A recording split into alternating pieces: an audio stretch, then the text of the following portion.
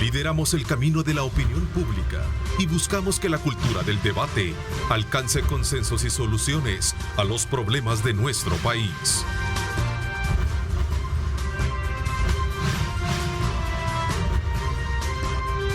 Diálogo con Ernesto López. Son las 6 de la mañana con 30 minutos, 6 de la mañana 30 minutos en este jueves 7 de enero. Gracias por sintonizarnos. Es para nosotros, como siempre, un placer enorme estar trabajando desde muy tempranas horas de la mañana en nuestra transmisión de noticias y, por supuesto, ahora vamos al segmento que corresponde al análisis político económico del país y también de lo que circunscribe las actividades en el mundo, como lo ocurrido el día de ayer, precisamente en la capital política del mundo, como es el caso de Washington, donde una manifestación arengada precisamente por el presidente perdedor de las elecciones en los Estados Unidos irrumpió en el Capitolio, provocando inestabilidad que ha llevado precisamente a la autoridad pertinente, la Fuerza Armada, a actuar de manera tal de la custodia y, por supuesto, de establecer el orden en esta ciudad. Asalto al Capitolio son los titulares que se están manejando en su mayoría a nivel mundial, una situación que pone en tela de juicio el tema de las relaciones electorales y, por supuesto, los resultados electorales y, por supuesto, la tensión de no querer aceptar resultados como en su momento el presidente saliente Donald Trump, minutos antes de esta situación, arengó precisamente a todos los simpatizantes o seguidores desplazarse al Capitolio, donde se estaba dando digamos, como la sesión para establecer la legalidad del proceso ceremonial que llevaría a legitimar el nuevo presidente electo en los Estados Unidos. Una situación que desde luego merece también ser atendida de parte de todos aquellos actores de la política que en su momento ven una situación como esta de mucha preocupación. Este día, para hablar sobre esto y otros temas de país, y nosotros en consonancia de conocer las proyecciones y las perspectivas de los partidos políticos, nos acompañan tres representantes del partido de Vamos para que podamos lograr entender y comprender bien este fenómeno. Nos acompaña Benjamín López Bertrán, candidato a diputado por San Salvador por el partido Vamos. Gracias, Benjamín, por acompañarnos. Gracias, Ernesto, por invitarnos, aquí a tu programa. Gracias por poder compartir con mis colegas. Y estamos aquí a la orden y dispuestos para platiquemos un poco acerca del acontecer nacional e internacional. Así es, en efecto. Hernán Carrasco también, candidato a diputado por San Salvador, siempre por el partido Vamos. Gracias por acompañarnos, Hernán. No, gracias a ti por la invitación y con gusto, ¿no? Para platicar y sobre todo analizar un poquito lo que está ocurriendo. Realmente increíble lo que ha ocurrido ayer en Estados Unidos. Pensarías que en una nación como esa no se pueden dar ese tipo de situaciones, pero también hay controles que quedaron de manifiesto ayer justamente con la intervención de la misma policía, ¿no? Así es. Isaac Ortega también, ¿cómo estás? Candidato a diputado por La Libertad, siempre por el partido Vamos. Bienvenido, Isaac. Muy buenos días, Ernesto, y muy buenos días a todos los salvadoreños que nos están observando. Qué gusto poder estar acá nuevamente y ya listo para tocar estos temas que son tan importantes para nuestro país también. No podemos no podemos, digamos, invisibilizar lo que ha acontecido precisamente en los Estados Unidos, sobre todo porque se trata de medir los alcances que tiene el discurso oficialista frente a sus seguidores y más aún cuando hay un resultado electoral desfavorable. ¿Cuál es la lectura que tienen ustedes alrededor? A ver, comienzo contigo, Hernán, y tenemos la palabra el resto de la mesa. A ver, mira, yo creo que ayer es una muestra de lo que se viene manejando desde hace tiempo, ¿no? Esa actitud, esa prepotencia todavía, bueno, el presidente Donald Trump, aunque ya ayer ya se confirmaba, hoy amanece Estados Unidos con la confirmación de Biden como presidente de los Estados Unidos. Pero se viene dando esa prepotencia, esa forma hasta irracional, ¿no? de comportarse. Lo que sí vemos aquí en lo que ha ocurrido y en esta toma del Congreso ayer del Capitolio, lo que vemos es que sí en Estados Unidos, y yo lo decía ayer, sí las instituciones responden y las instituciones están para justamente verificar la transparencia y para que exista una verdadera democracia, ¿no? Y esto lo vemos con la participación de la Policía Nacional Civil. Yo no sé por qué se me viene tanto a la mente un evento muy parecido que se dio acá, pero la diferencia es que en Estados Unidos la policía sirvió para sacar a estos manifestantes que ingresaron de forma violenta. Aquí en el país pues, fue todo lo contrario, y es una de las situaciones que realmente hay que tomar en cuenta. En Estados Unidos la institucionalidad ha estado funcionando y eso ha evitado que el mismo presidente pues, con esas actitudes que incluso también es otra de las situaciones. En Estados Unidos tú ves las redes sociales como ayer cortaron las transmisiones, bloquearon las cuentas del presidente Donald Trump ante manifestaciones que se podían considerar provocativas, ¿no? Para que la gente siguiera insistiendo con estas actitudes violentas, ¿no? Sí, yo creo que esto lo venía calentando un poco el presidente Trump, lastimosamente, porque él nunca aceptó que había perdido. Entonces, esa razón, sus seguidores llegaron hasta estos últimos eventos que vimos en el Capitolio, que fue algo tremendo. La democracia de Estados Unidos ha sido siempre algo que ha sido ejemplo a nivel mundial y vimos que realmente fue invadida. Ahí tenía que salir el presidente Trump a calmar a las personas, a calmar a la gente y decir, y aceptar realmente cuando perdió. Y eso creo que es lo más importante. Él tiene que aceptar que él perdió las elecciones y realmente hasta si nos damos cuenta perdió las elecciones, las cámaras y el Senado completo, y va a ser demócrata todo. Entonces él tiene que llamar al diálogo, a unidad en Estados Unidos en vez de buscar estos problemas que existieron, ¿verdad? Si es que yo creo que con todo lo que, así como mencionó Hernán, que le bloquearon sus redes sociales, lo incomunicaron, son situaciones de que no se deben permitir en Estados Unidos, ya lo demostramos, y en ninguna parte del mundo. Si la persona pierde una elección popular, pues tiene que aceptar los resultados y así tiene que ser esto. Ok, vamos a ver. A mí definitivamente sería bueno conocer, dice Alan Quintana Álvarez, que nos sintoniza en el extranjero, en Australia específicamente. Sería bueno conocer la opinión, el procedimiento de la OEA ante el asalto a la democracia en los Estados Unidos. Ese es un buen punto de análisis, Isaac. Sí, a mí definitivamente se me vino a la memoria en la fecha del 9 de febrero del año pasado, y con esto también aprovecho para mandarle un saludo a todos nuestros hermanos salvadoreños que se encuentran en este país hermano como es Estados Unidos, donde durante todo este periodo del presidente saliente han estado bajo una incertidumbre y un estrés sobre sus situaciones legales, y que este tipo de acciones viene a ponerle la chonga final para ese tipo de incertidumbre y problemas que se han estado viviendo.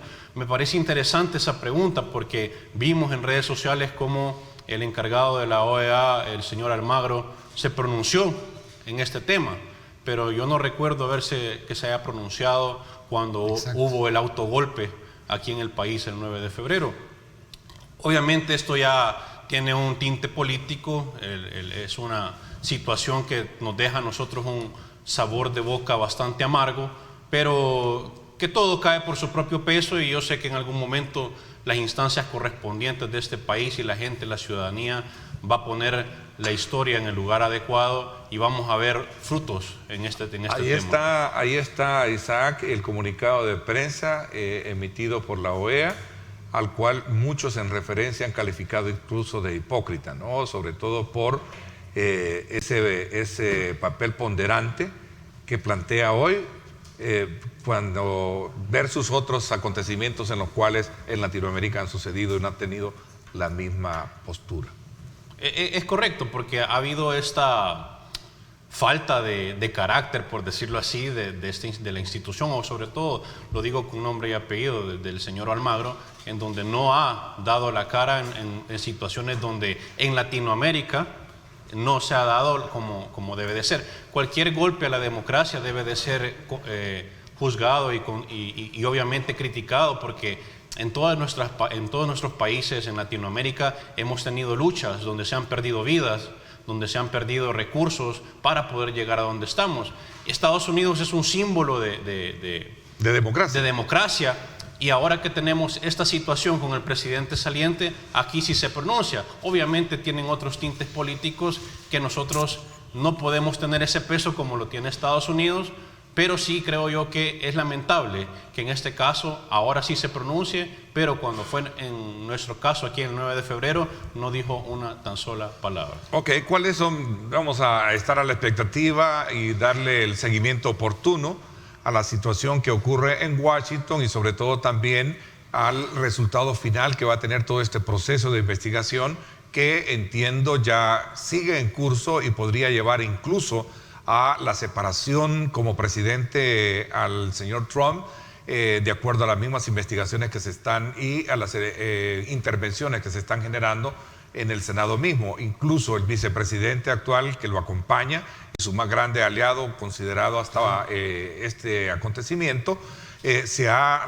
replegado precisamente de la actuación del señor Trump minutos antes, cuando arengó precisamente a los manifestantes trasladarse hacia la avenida Pensilvania, que lleva precisamente hacia el Capitolio, y tener como resultado esta situación que para muchos ha sido muy lamentable. Vamos a darle seguimiento al respecto. Pero bueno, hemos estado en estos días examinando también la política doméstica y hemos estado abriendo las puertas y esta plataforma de opinión del programa acá en Megavisión para poderles dar a los partidos políticos la oportunidad de dar a conocer su plataforma y aquellos aspectos medulares que van a presentar durante el ejercicio de esta campaña de 2 meses, especialmente en el tema de legislatura y también de gobiernos municipales, y conocer desde luego cuáles son las perspectivas que tienen. ¿Cómo se presentan ustedes y cómo ven el escenario oportuno para poder enmendar alguna propuesta en particular que sea muy atractiva en la consecución del desarrollo y la definición de políticas públicas en el país? Comienzo contigo, Benjamín. Sí, importante y buen punto, Ernesto. Realmente nosotros vemos la política actual muy difícil en el aspecto que no hay una transparencia real de lo que está pasando. Si es cierto, venimos de una pandemia y estamos en una pandemia. Han habido una serie de gastos que realmente no sé si eran necesarios o no, o tal vez era mucho o era muy poco. Pero el problema no es eso, el problema es que no ha habido transparencia en los gastos. Yo creo que todas las personas, todos los salvadoreños, necesitamos saber cómo se gasta el erario público, en qué se ha ocupado. Entonces, si tú no tienes conocimiento de eso, da muchas cosas que pensar. Puede haber mucha corrupción, no estoy mencionando, no estoy acusando, pero ¿qué pasa? Si tú no tenés realmente a ciencia cierta en qué se están ocupando tus recursos, los recursos de El Salvador, eso puede estar pasando. Nosotros realmente somos un partido que luchamos por la transparencia, por la anticorrupción. Todos los que estamos participando, Ernesto, somos personas que venimos de la sociedad civil. No somos políticos reciclados ni políticos de otros partidos. Tratamos de poner todo nuestro servicio de los conocimientos, porque aquí tenemos abogados, tenemos administradores de empresas, tenemos empresarios, tenemos de todos, una serie de personas que nos unimos con un bien común para luchar para la democracia en El Salvador. Entonces, ¿cómo lo vemos nosotros, Ernesto? Nosotros queremos realmente y llevamos propuestas bien sensatas, propuestas que realmente tenemos que poner en práctica y se pueden poner en práctica si nos unimos como salvadoreños. Son propuestas específicas. Más adelante me imagino que me vas a permitir platicar un poquito de las propuestas y eso nos hará, Ernesto, hacer la diferencia realmente, porque nosotros sí tenemos la moral para poder señalar ahorita.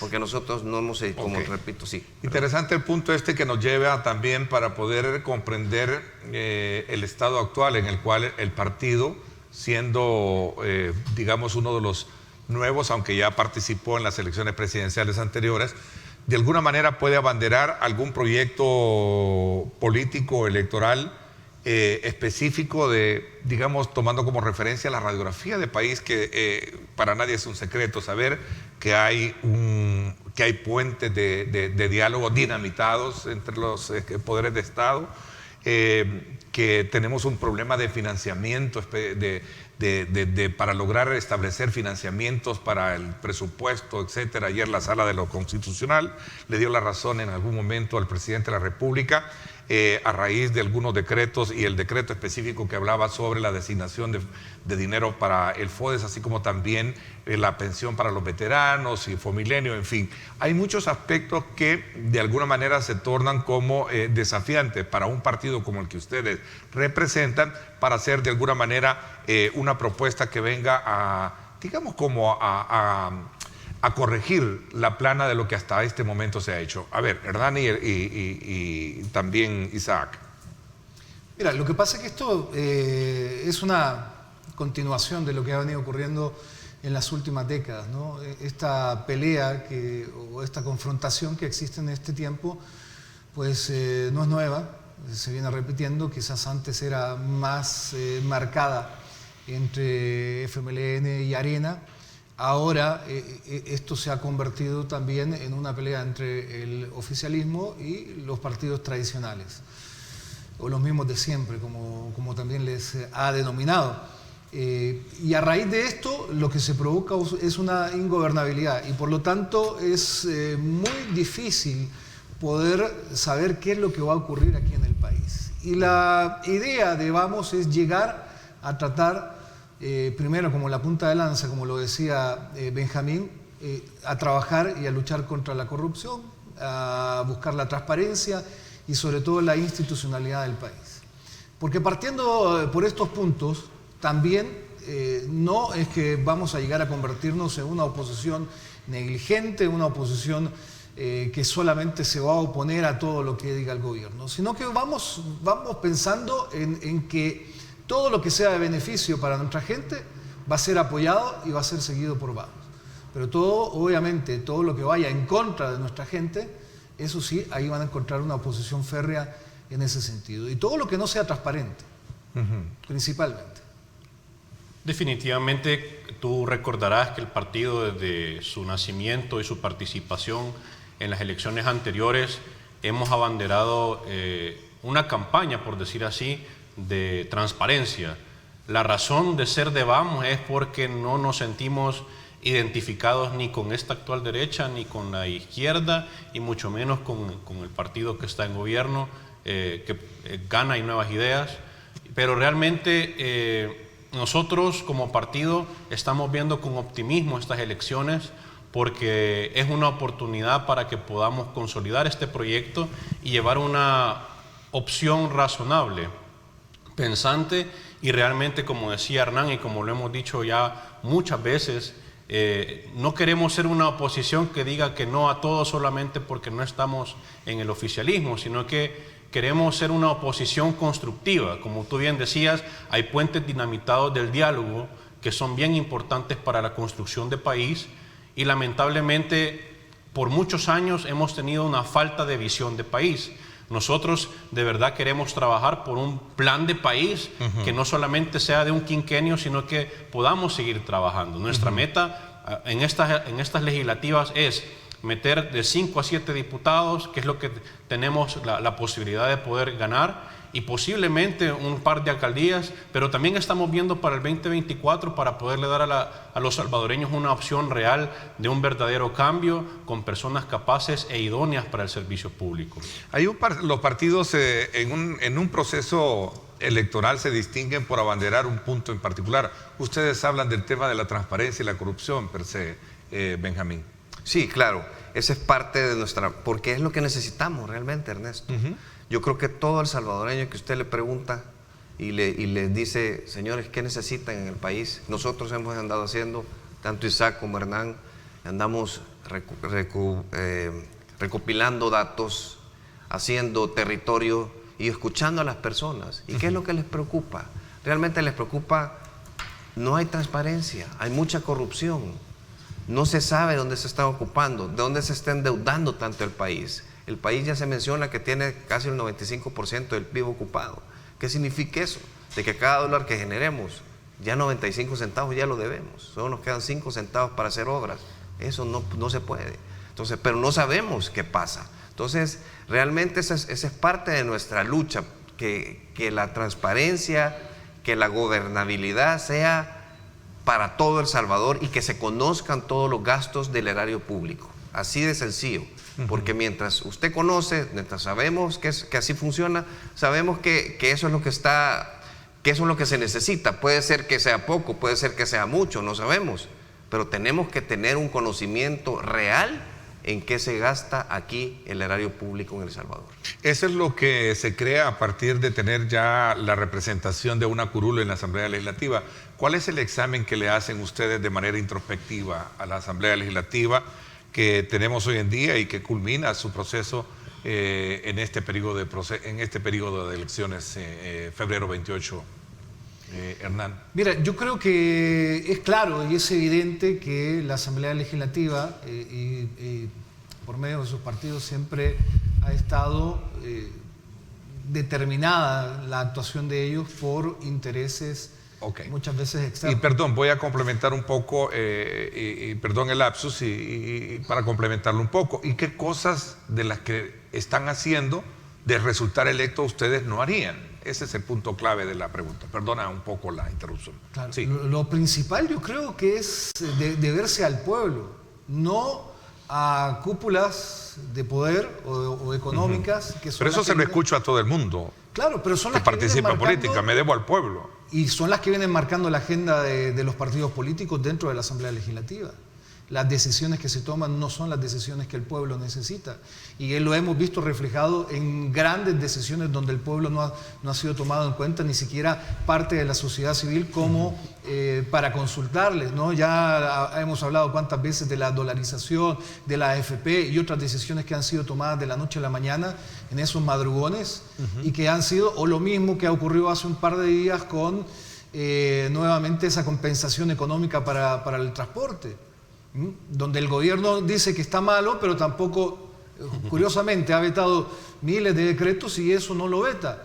Entonces, al final de cuentas, todo obedece, y ese es el peligro que existe también en las próximas elecciones, que quede todo, o que la mayoría de la Asamblea quede en un solo partido político, y que obviamente va a volver a ocurrir lo mismo, porque ya sabemos cuál es el partido que las encuestas los dan como favorito para ganarla, y ya sabemos cuál es la respuesta de cada uno de los candidatos. Nosotros vamos a apretar el botón cuando el presidente lo requiera.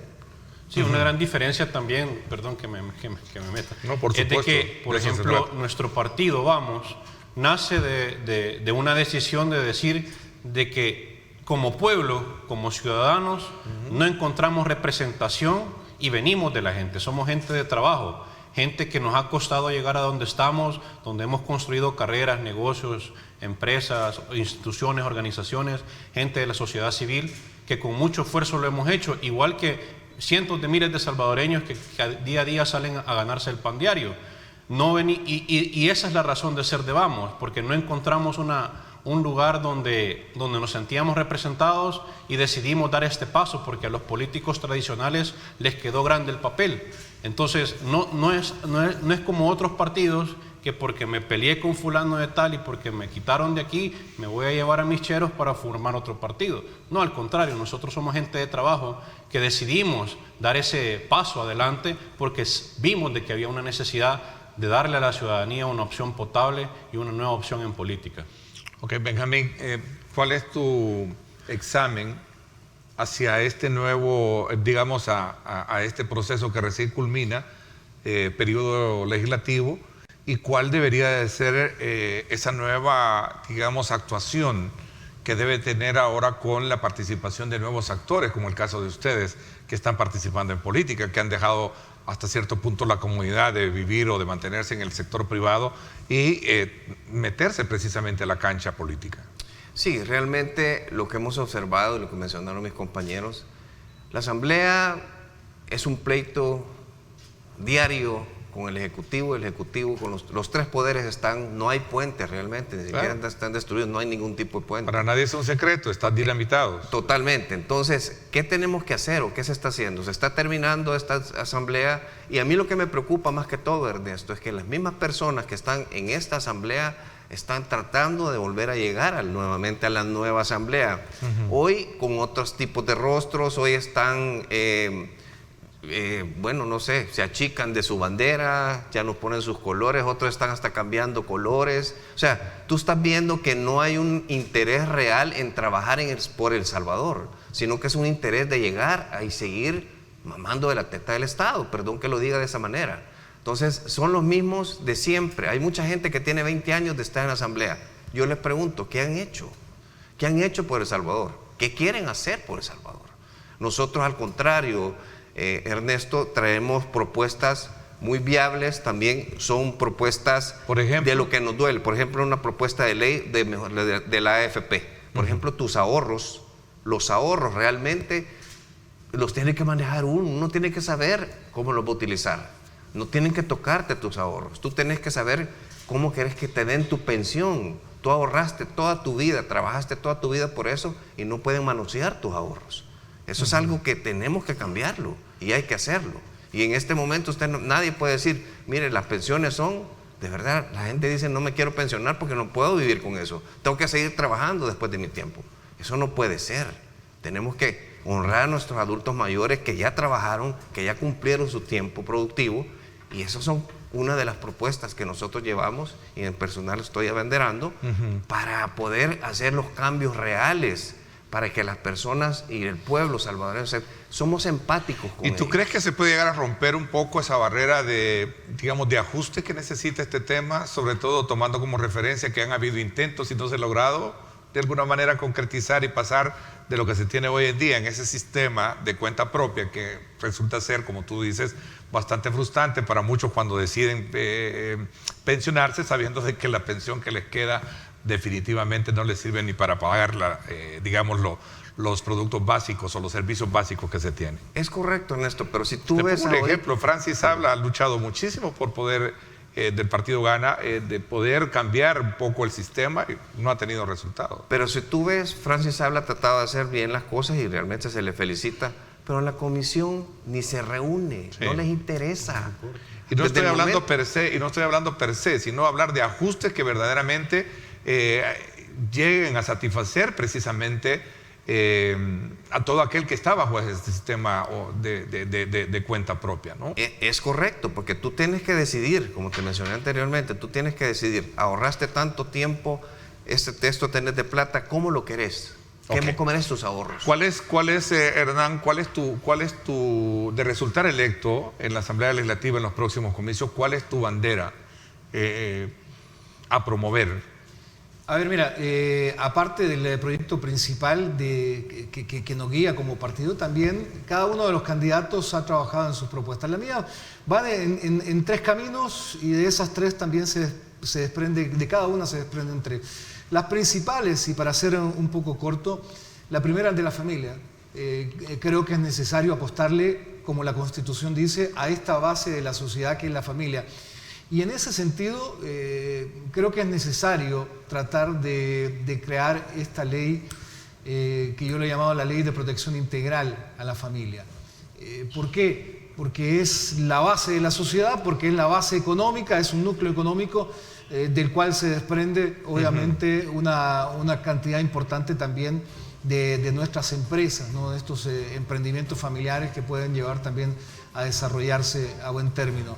Y una de las cosas más importantes de entrada, porque nos viene un año 2021 terrible, de entrada es apostarle a quitarle el IVA a la canasta básica.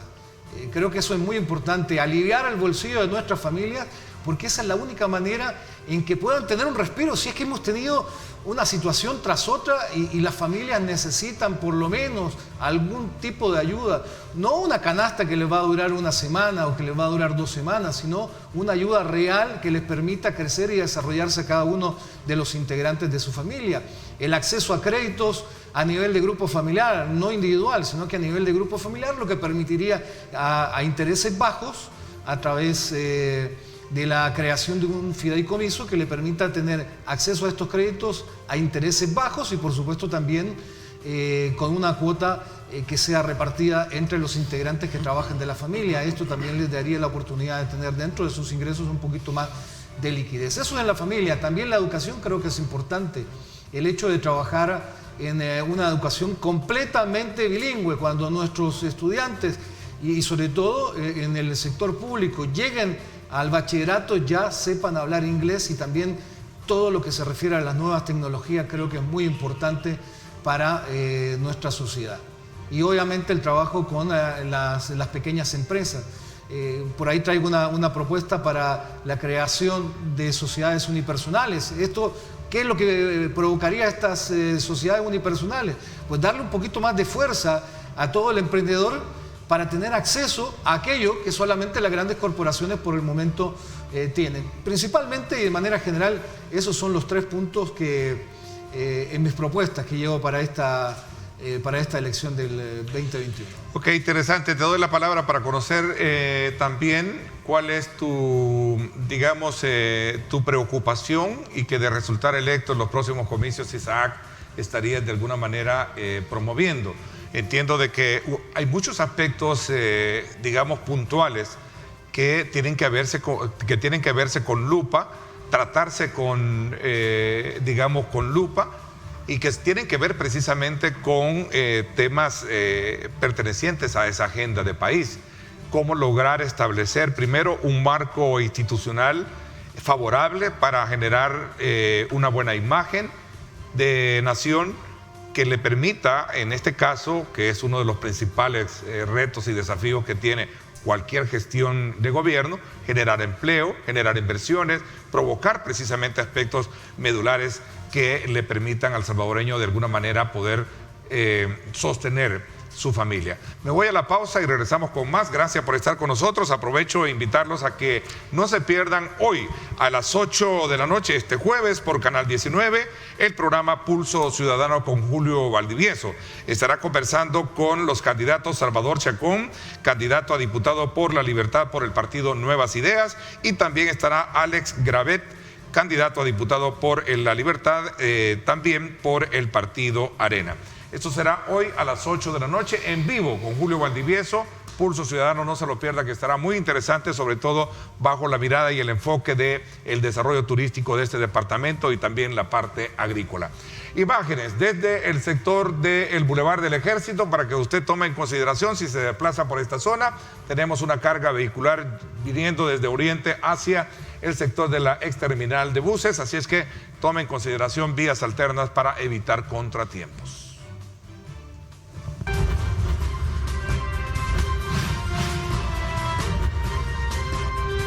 Diálogo con Ernesto López. Estás viendo Diálogo con Ernesto López.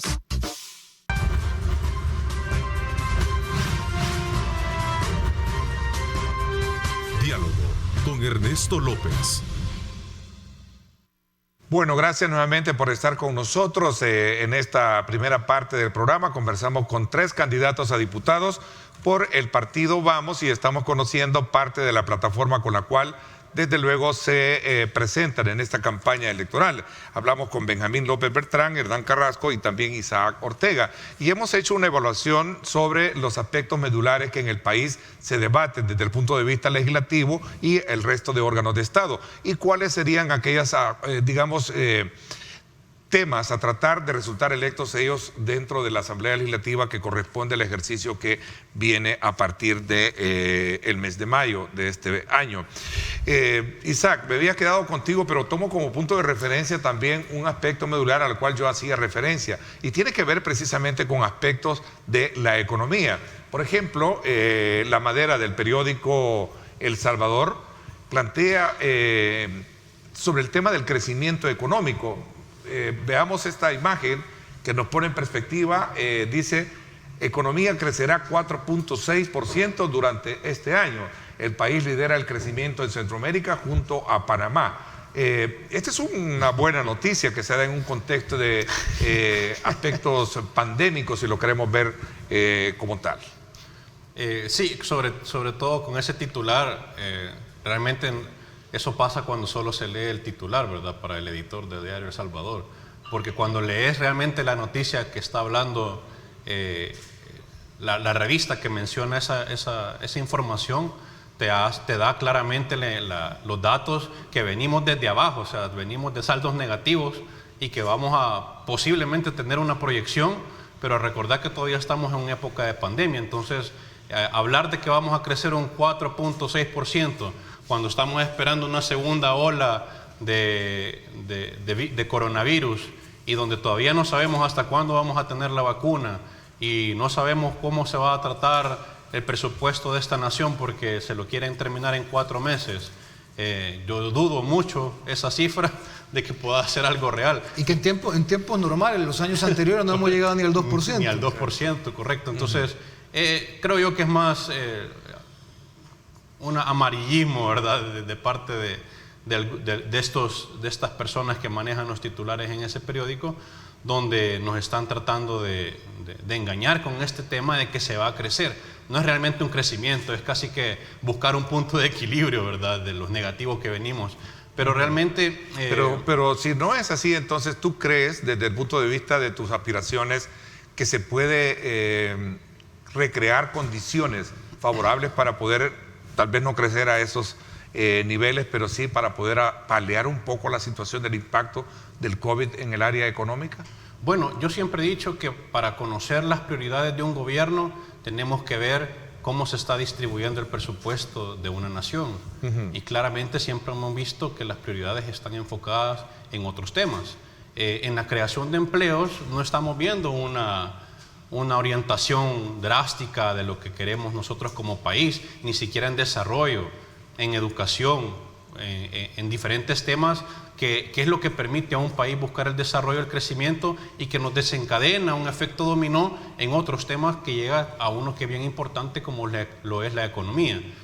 Tenemos que generar condiciones, tenemos que generar a los inversores esa seguridad de que al venir a este país van a tener la transparencia, las oportunidades para poder hacer crecer sus negocios. Sin embargo, afuera del país hay muchos inversores que quisieran venir porque el país es un lugar muy atractivo por la cantidad de personas y por el comportamiento consumista que tenemos, ¿verdad? Lo pudimos ver en estos últimos meses, que a pesar de venir de una pandemia donde estuvimos casi 5 meses encerrados, con mucho recorte salarial, con mucho recorte de empleados, centros comerciales y muchas tiendas seguían vendiendo, pues.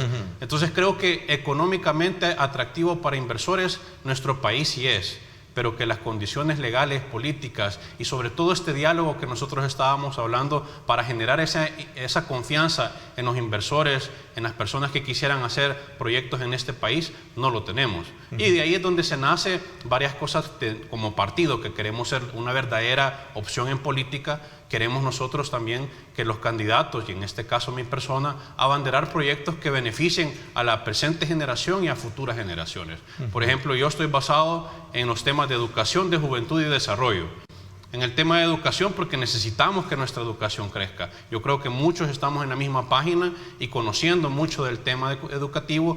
Primero tenemos que dignificar al magisterio, crear oportunidades para los jóvenes para que puedan tener ese acceso a la educación, creando opciones financieras, ya sea con banca privada o con la banca de desarrollo. En el tema de juventud, obviamente tenemos que crear estas oportunidades de promoción para que puedan trabajar y que puedan crecer dentro de las empresas, o que al salir de la universidad o ya tener en el momento que ya estés en un 3er, 4 año de estudio, tú ya te puedas colocar en un trabajo que te permita salir adelante. Y en el tema de desarrollo, el tema que estamos hablando económico, para empoderar a todos los emprendedores. Yo creo que todos los que hemos empezado un negocio sabemos que en este país es tan difícil, pero tan difícil poder levantar tu negocio y poder decir que en 2 o 3 años ya te has consolidado. Pero muchos a los 6 meses se quedan fuera porque no tenemos condiciones, no tenemos apoyo, como lo decía Hernán, a tener aquel acceso a lo que grandes corporaciones sí tienen, pero que ahora los emprendedores o los pequeños negocios tienen que lidiar con tanta burocracia, papeleo, que se tarda 1 año, 2 años, y hace entonces ya tu negocio ya quebró. Entonces yo creo que hay muchas cosas que podemos llegar a hacer al llegar a la Asamblea, y sobre todo creo que como partido estamos comprometidos en quitar toda esa grasa que tiene la Asamblea Legislativa.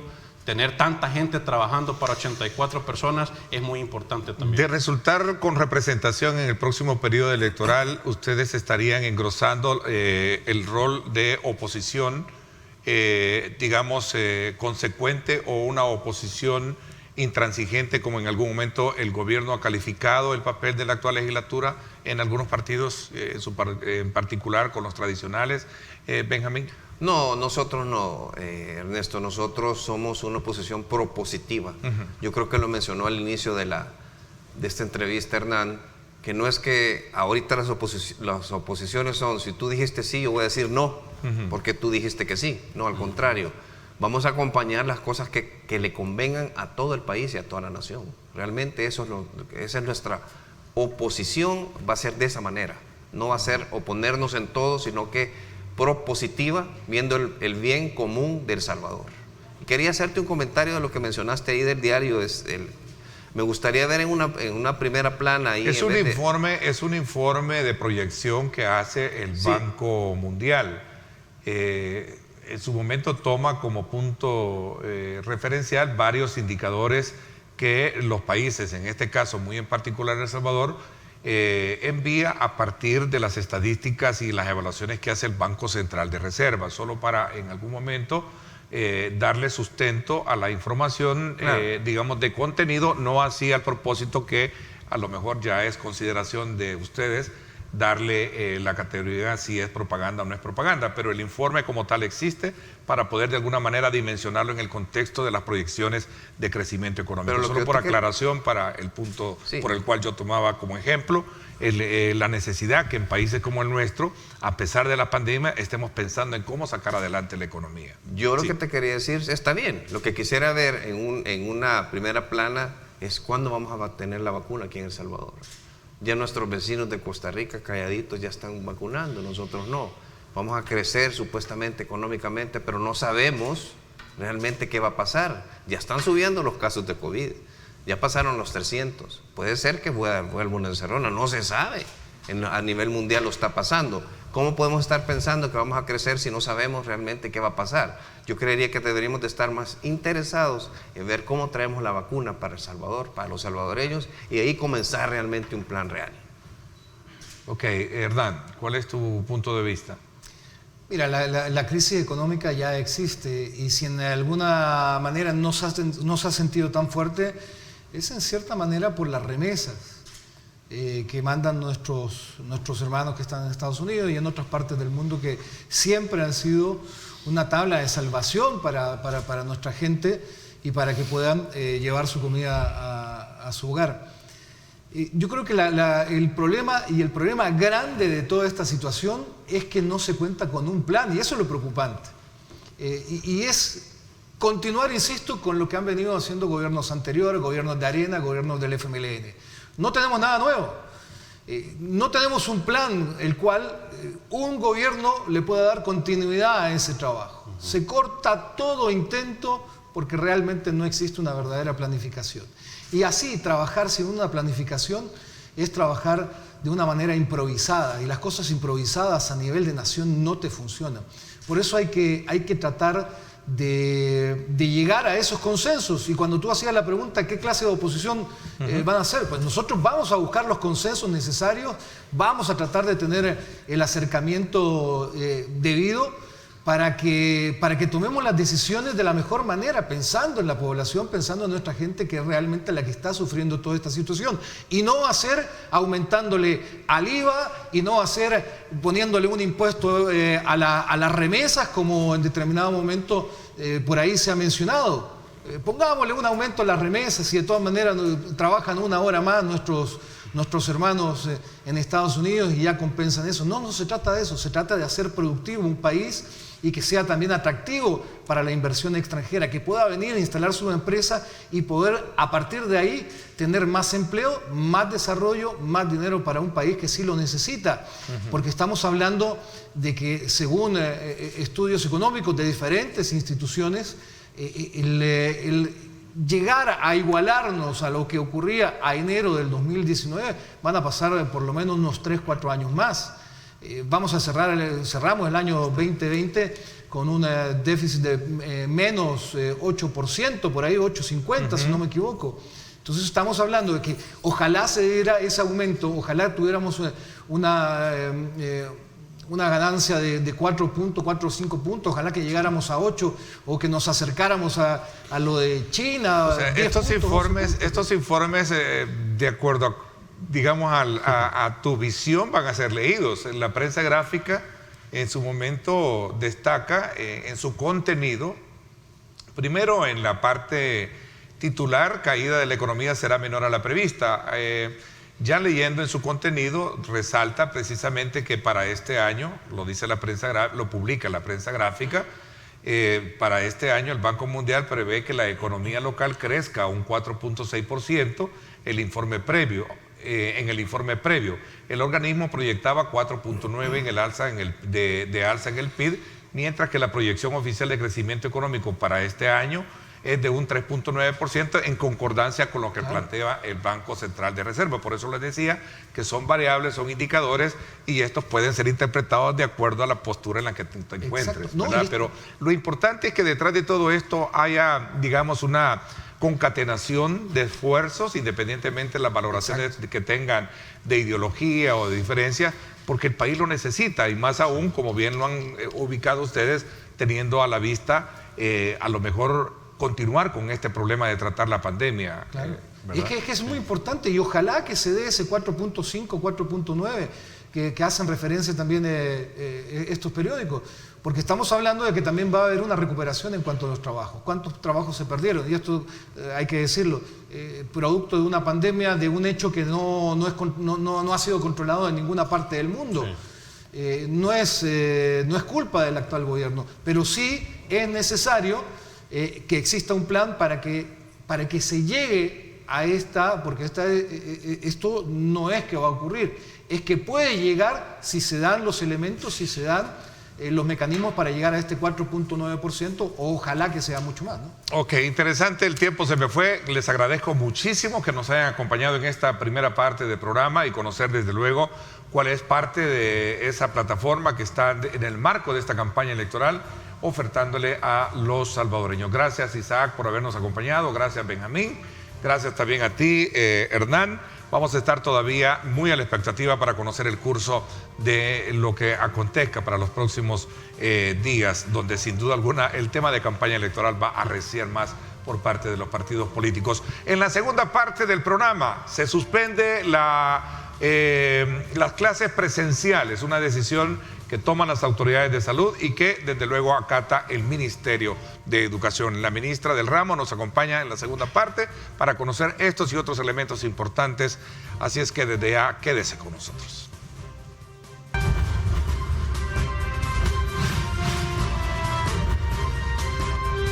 Diálogo con Ernesto López. Estás viendo Diálogo con Ernesto López.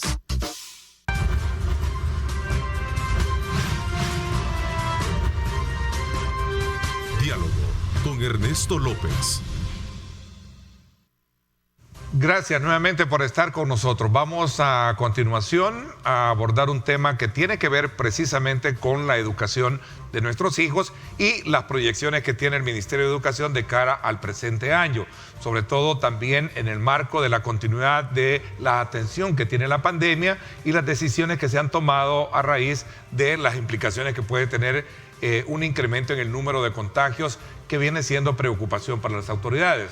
Recién se anunció ya la suspensión, como se tenía prevista, de cierto porcentaje o de manera parcial el estar dando las clases de manera presencial por parte de algunas escuelas y también colegios. Las cosas han cambiado y ese es uno de los temas que vamos a tratar este día y quiero darle la más cordial bienvenida a la ministra del ramo, Carla de Varela. Gracias por acompañarnos, ministra. Bienvenida. Buenos días, Ernesto. Feliz año nuevo a usted Igualmente. Y a todos los televidentes que nos sintonizan. Ministra, digamos, se tomó la decisión de no darle luz verde a las clases presenciales en vista de lo que está pasando afuera con el tema del COVID-19.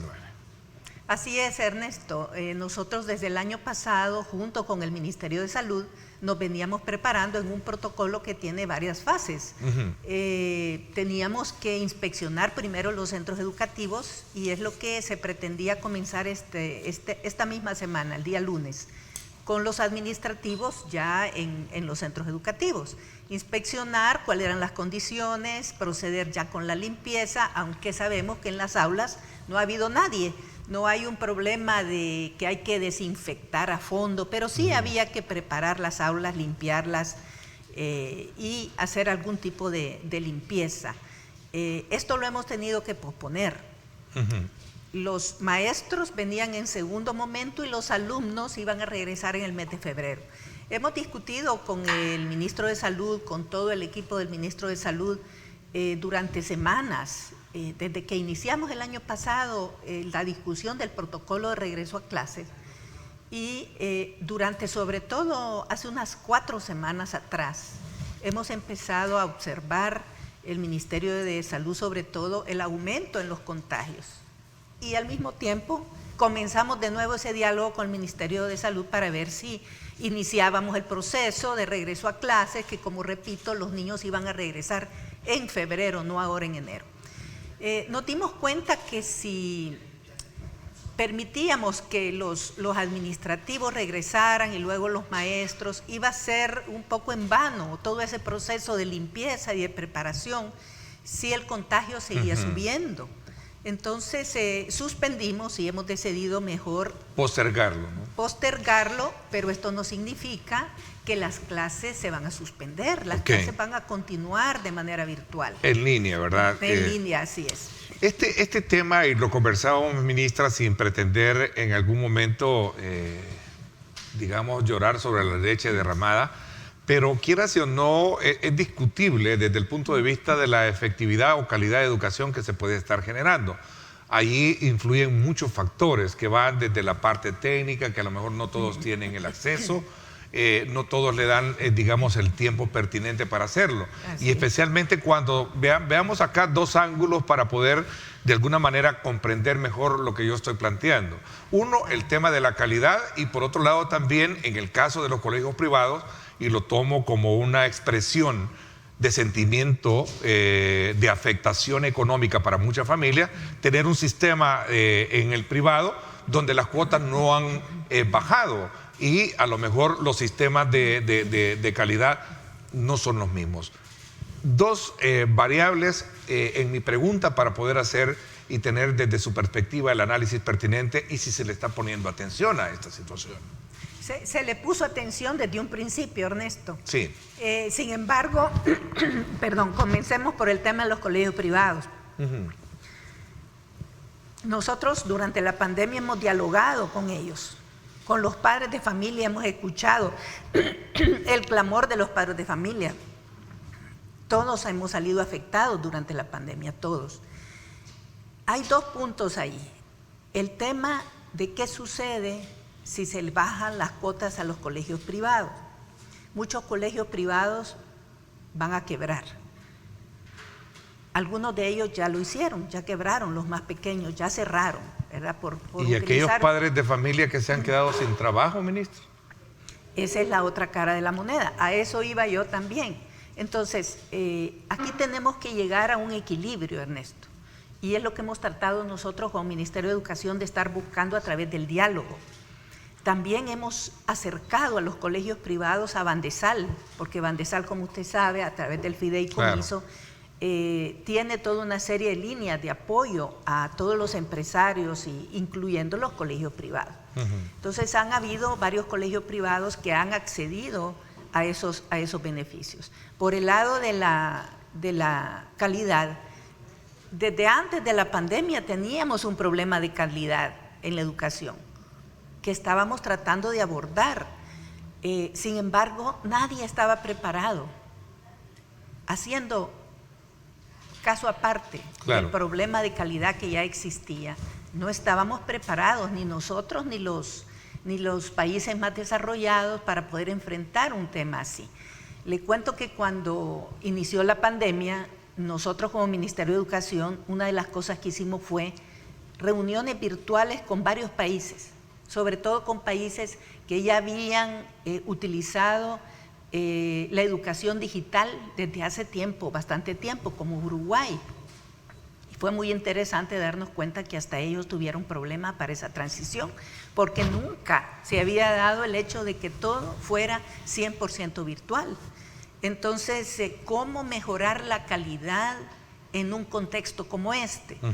Nosotros desde el Ministerio de Educación hemos tomado conciencia y hemos aprendido muchas lecciones durante el año 2020 y en este momento estamos trabajando por mejorar, por fortalecer, luego de lo que hemos observado en la práctica, cada una de las plataformas que estamos poniendo a disposición de los padres y los maestros.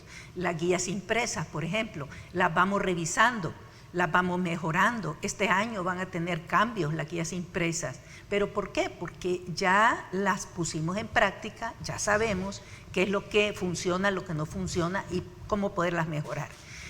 La formación de los maestros, por ejemplo, que ha sido todo un desafío y también una actitud muy positiva y una capacidad de adaptación de los maestros. Sabemos que no es suficiente con el Google Classroom, no es suficiente, sin embargo es indispensable. Claro. Que la calidad no es la misma. Por supuesto, es que una presencial, ¿verdad? Nunca la formación presencial va a sustituir, la formación virtual va a sustituir a la formación presencial. Eso no va a suceder. Por esa razón, Ernesto, es que los países, por ejemplo, que ya usaban 100% la tecnología, era para que los niños la utilizaran en casa, no para que dejaran de ir a la escuela. Exactamente. Estamos ante situaciones extraordinarias diferentes. Okay. Entonces pienso que todos tenemos que poner de nuestra parte y los padres de familia. Para comprender el fenómeno. Es un fenómeno que no es normal, ¿sí? No es una situación. Es coyuntural. Normal. Es coyuntural. Exactamente. Entonces, que primero Dios salgamos de esto, ¿no? Pues sí. Lo que esperamos es salir de esto lo antes posible, pero creo que vamos a salir fortalecidos, Ernesto, con muchos aprendizajes, y esto nos ha llevado a apresurar y acelerar una serie de procesos, como los procesos de formación y los procesos de introducción de la tecnología al servicio de los aprendizajes. Ministra, el otro componente, el tema económico, el tema de cobro, es allí donde precisamente muchos padres de familia lamentan, y estoy poniendo un poco, asumiendo el papel de ellos acá, en términos de decir, bueno, si no tenemos buena calidad como la tenemos en las presenciales, ¿por qué no también las autoridades hacen algo para poder, de alguna manera, bajar las cuotas que impactan fuertemente en el bolsillo, y más ahora en las condiciones que está la economía del país? Ese tema se debatió, Ernesto, bastante, y estaba sujeto y sigue estando sujeto a una aprobación en la Asamblea Legislativa. Desde el Ministerio de Educación lo que nosotros hacemos es regular y ver que si hay propuestas de aumento de cuotas, eso tiene que ser aprobado en una junta directiva donde esté cierto porcentaje de los padres de familia. Pero desde el Ministerio de Educación no podemos nosotros determinar que se bajen las cuotas. Me queda claro, la Asamblea sí lo puede hacer a partir de un decreto. ¿Acompañaría el Ministerio y el Gobierno una decisión en ese sentido de parte de la Asamblea? Nosotros continuamos sosteniendo nuestra postura del año 2020, que es necesario encontrar un equilibrio para poder balancear la situación económica de los padres y que eso permita, no provoque una quiebra de los colegios, porque al final vamos a afectar la economía de mucha gente, la vida de mucha gente también, y los alumnos, sus hijos, se van a quedar sin colegios. Ministra, voy a hacer una pausa. Cuando regresemos, hay lineamientos generales para el inicio del año lectivo bajo la modalidad de la que estamos hablando. ¿Podemos hablar un poquito sobre ello? El tema de la formación también de los docentes, que creo que es un punto también importante que no se puede soslayar bajo esta mirada, digamos, de preocupación que existe, sobre todo por los momentos que vive el mundo y especialmente el país a raíz de la pandemia del COVID-19. ¿Le parece? Claro, vamos a hablar de esto cuando volvamos. Gracias por estar con nosotros. Son las 7:35. Gracias por su sintonía.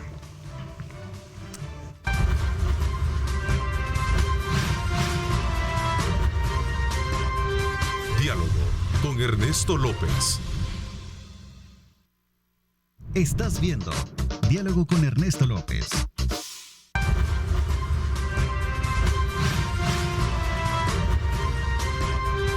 Diálogo con Ernesto López.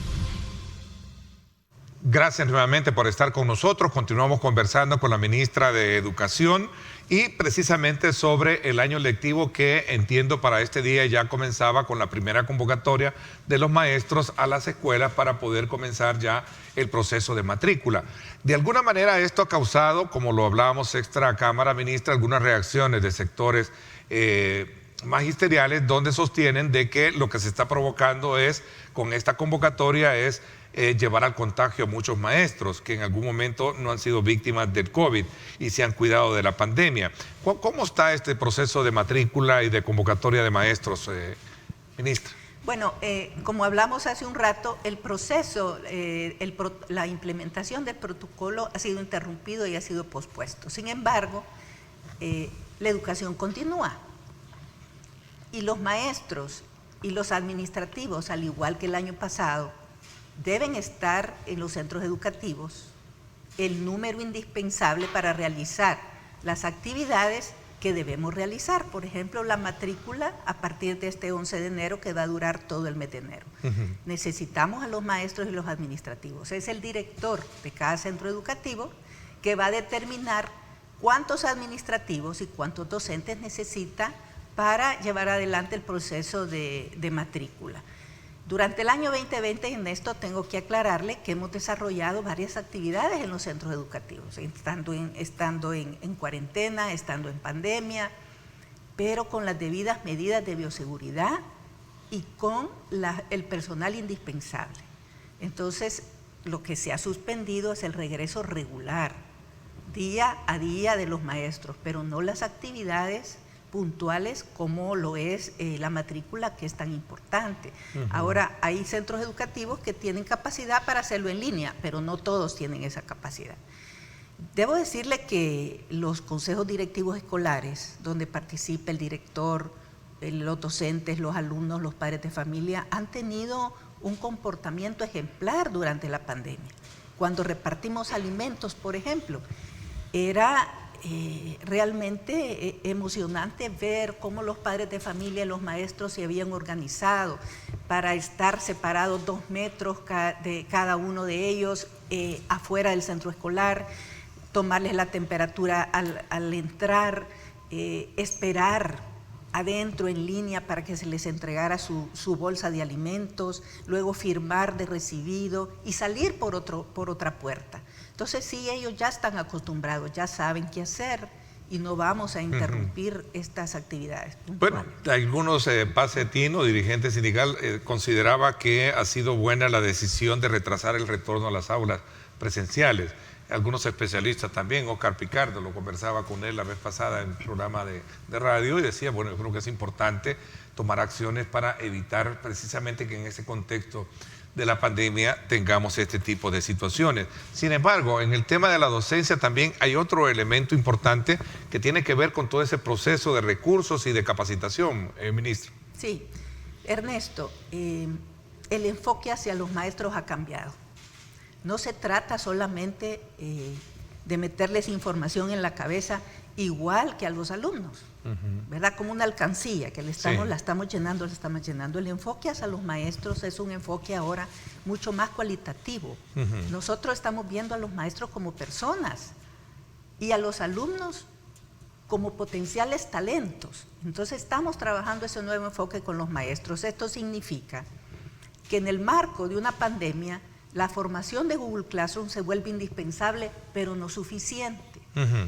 Porque en la atención psicoemocional que le estamos dando a los maestros, nos estamos dando cuenta que ellos necesitan otro tipo de atención para poder procesar una serie de heridas y traumas que vienen sufriendo desde hace mucho tiempo y que la pandemia lo ha agravado.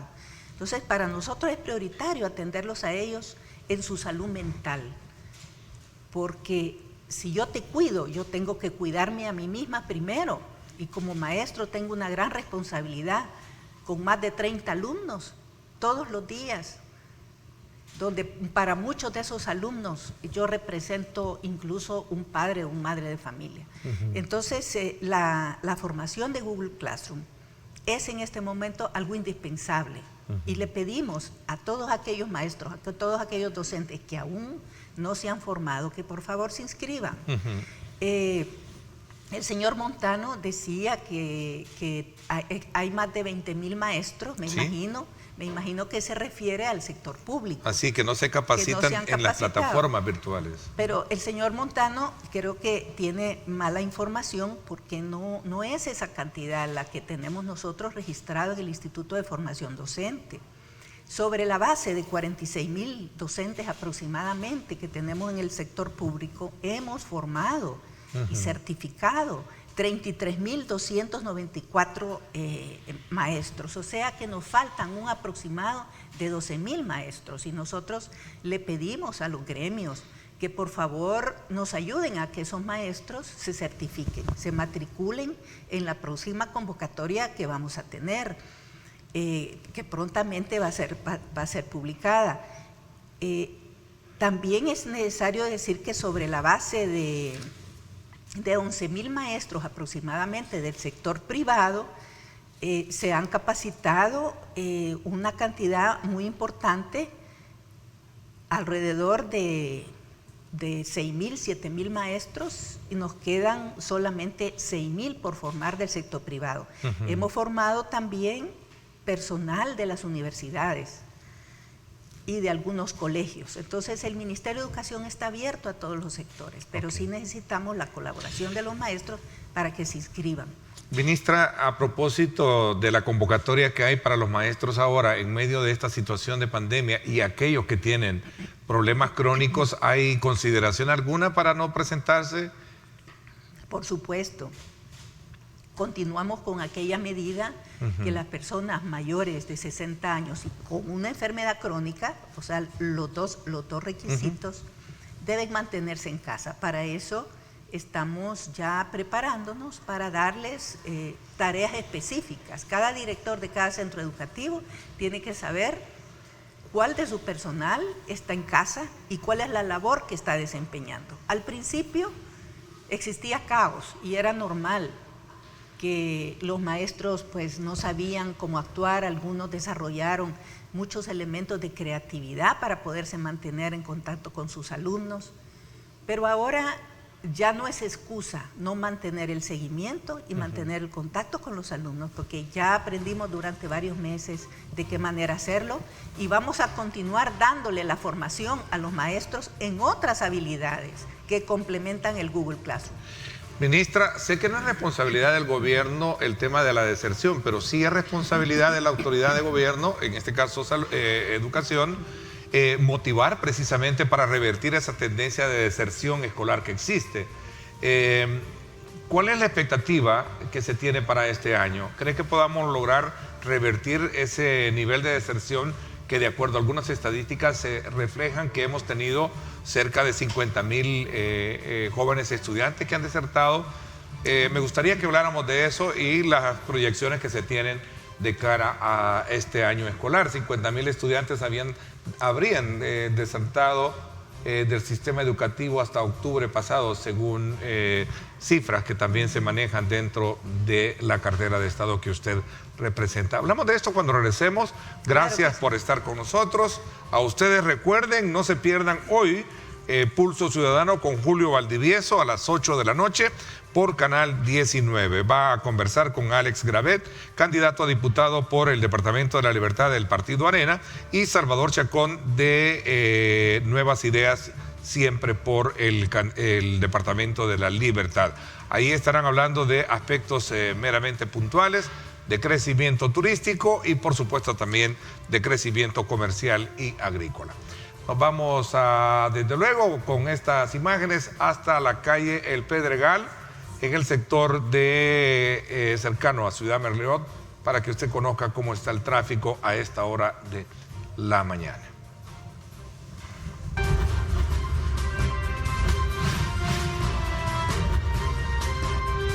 Diálogo con Ernesto López. Estás viendo Diálogo con Ernesto López.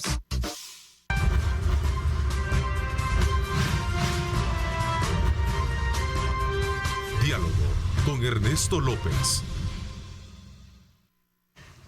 A lo largo de mi carrera periodística hay dos temas que siempre han generado y despertado una pasión para ser tratados, como es el tema económico y el tema de la educación. Y este día con la ministra extra cámara hablábamos sobre el tema de esa figura que en algún momento, digamos, faculta a varias interpretaciones o definiciones el tema de la deserción escolar. En estadísticas anteriores se habla muchísimo el tema de la deserción escolar, precisamente por muchos factores que tienen que ver con el índice de la violencia en las comunidades y otros aspectos que tienen que ver también con, digamos, con esa herencia de educación que a lo mejor los padres, bajo esa disfunción de familia, a veces no se concretiza para poder ejercerla como autoridad. Pero hoy hablamos de un tipo de deserción bajo otra naturaleza, me explicaba, ministra, y me gustaría bien entender y comprender bajo esa lógica y esa mirada, cómo definir entonces el tema de la deserción proyectada y que se ha tenido a raíz de todos estos acontecimientos de la pandemia. Así es, Ernesto, la pandemia, como usted bien lo mencionaba hace un rato, nos ha hecho cuestionarnos e incluso replantearnos conceptos, porque ahora, ¿cuáles van a ser las causas de la deserción? Usted como padre de familia me estaba comentando que tiene su hijo de 6 años, que lo ha retirado de un centro educativo porque el niño no tiene todavía la edad. La habilidad. Para darle seguimiento a las clases en línea, pero usted no tiene la pretensión de que el niño no regrese. El niño va a regresar a clases. Y me imagino que en casa alguna inducción usted y su esposa le dan. Entonces, estamos ante un replanteamiento, una redefinición de lo que es la deserción. Los medios de comunicación me preguntan frecuentemente que cómo está la deserción. Pero yo creo que hay que redefinir el concepto de deserción en el marco de esta pandemia. Cuando estábamos todavía pensando en aplicar el protocolo, la educación iba a ser semipresencial. El niño iba a estar unos días en casa y unos días en el aula. Pero los padres de familias eran los que iban a decidir. Les habíamos dejado a ellos la potestad, porque tienen el derecho, de decidir si sus hijos van o no van, aunque sea semipresencial. Pero bueno, si un padre de familia decide que no va, ni siquiera de manera semipresencial, eso no es deserción. ¿Cómo podemos clasificar eso? Lo que sí estamos pidiéndole a los padres de familia, que en estas circunstancias muy especiales matriculen a sus hijos. Es importante porque es la única manera como ellos van a poderle dar seguimiento a sus estudios a través de las diversas plataformas. Van a poder recibir la guía impresa, van a poder seguir la radio, la televisión y su computadora, que va a ser una herramienta importante para entrar a la plataforma de Google Classroom, estar en contacto con sus compañeros y con sus profesores. Entonces, Ernesto, la conclusión es que la definición de deserción en el marco de esta pandemia hay que cambiarla, va a ser diferente. Ok, ministra, voy a recoger y voy a aprovechar, sugerirle, invitarle a su equipo de comunicaciones que visite nuestra página web para que en Facebook pueda darle respuesta a muchas interrogantes que están haciendo nuestros televidentes, porque de alguna manera creo que ese es lo importante cuando se trata de medir los alcances de comunicación y entendimiento que hay con el público. Plazas nuevas, ¿hay plazas nuevas dentro, se van a generar este año para profesores? Pregunta. Hay plazas que van dejando los maestros que se retiran o los maestros que han fallecido, pero plazas nuevas tenemos por el momento la instrucción de parte del Ministerio de Hacienda y Presidencia de no crear plazas nuevas, precisamente por el tema del ahorro, de la austeridad. Ok. Dice acá, ¿se podría crear un decreto transitorio para el retiro de aquellas personas que tienen enfermedades crónicas? Ya lo tenemos, okay. Existe el decreto. Ok, ¿qué tipo de estabilidad pueden tener los maestros? Estoy recogiendo un poco los mensajes, la estabilidad laboral para los maestros. La instrucción que nosotros dimos el año pasado es que ningún maestro, incluyendo los interinos, sea removido precisamente para darle estabilidad al maestro y al niño. Y de preferencia, que el maestro que atendió a los niños en el año 2020 sea el mismo que atiende a los niños en el 2021. Okay, esto es muy importante en el marco de esta pandemia. Ok, esta es la contratación de las plazas interinas, ¿no? ¿A eso se refiere? Sí, eso no lo estamos tocando por el momento porque podemos desestabilizar una familia de un docente y podemos desestabilizar al niño más de lo que está. Sin embargo, quiero decir que el tema de los interinos, que es un tema crónico desde hace muchos años, lo vamos a empezar a resolver de manera integral de acuerdo a la ley. ¿Por qué los maestros no pueden ser atendidos en bienestar, en el Hospital de Bienestar Magisterial? Creo que eso es lo que estaban preguntando. No veo por qué no tengan que ser atendidos. O sea, a lo mejor le estoy planteando mal la pregunta que nos hacían, y es que están cayendo, aquí está, ¿por qué no quieren atender a maestros jubilados en bienestar magisterial? Esa es la pregunta, perdón. Yo creo que tiene que ver con el decreto que el presidente vetó. Creo que sobre eso hay un problema de fondo económico en bienestar magisterial. Ellos no tienen la capacidad en este momento de absorber a todos y atender a todos los maestros. Simplemente es un tema económico. Ok, esta pregunta creo que ya la respondió, ministra. ¿Qué pasará sobre la continuidad y estabilidad laboral de los maestros interinos? Nos preparamos en las plataformas virtuales, dice. ¿Qué pasará con ellos? Dice, creo que ya habíamos hablado, ¿no? Sí. No hay ningún cambio al respecto, nos mantenemos en el 2021, pero a partir de este año, una vez normalicemos actividades, ese tema tenemos que abordarlo integralmente. Veamos acá, si los maestros interinos tenemos las partidas de trabajo, ¿por qué no nos absorben y dan el nombramiento? Pregunta. ¿El presupuesto? Estamos hablando de presupuesto también. Así es. ¿Va en el incremento, ministra? ¿Quedó siempre el incremento en el presupuesto 2021? En el presupuesto 2021 está el incremento de $100 para los docentes y de $100 para los administrativos. Ok, ¿cuándo se entrega ese bono? Porque alguien preguntaba que si debería de ser entregado hoy en este trimestre, ¿no? El bono a maestros. Todavía no hemos fijado la fecha, lo vamos a anunciar oportunamente. Pregunta alguien acá, para todos los que somos administrativos y somos una gran cantidad que corren de consulta y somos contratados por el CDE y recibimos, dice, y tenemos ya más de 10 años trabajando en la institución con el mismo salario. ¿Qué se puede hacer, ministra? Pregunta. Bueno, todas esas preguntas que llevan detalles las vamos a responder. A través de mi equipo, ¿verdad? Los docentes pagados por CDE es otro problema que hay que resolver de fondo.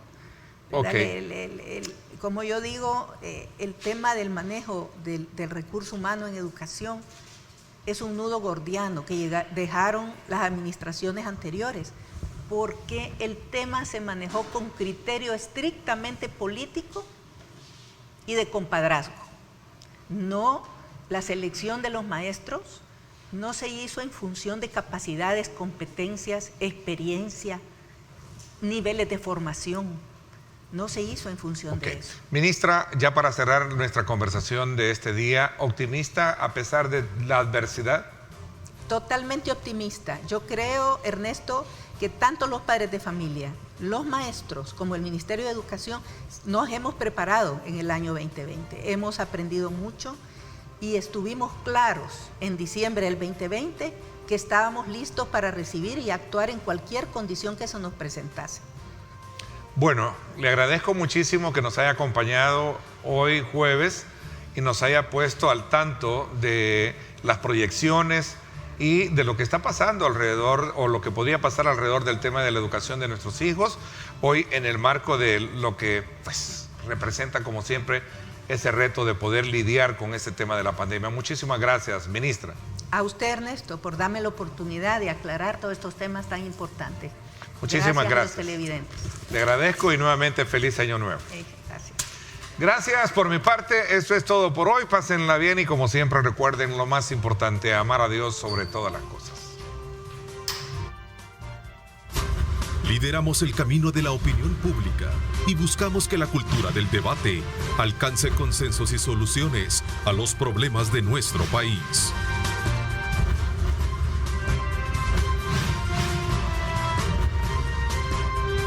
Diálogo con Ernesto López.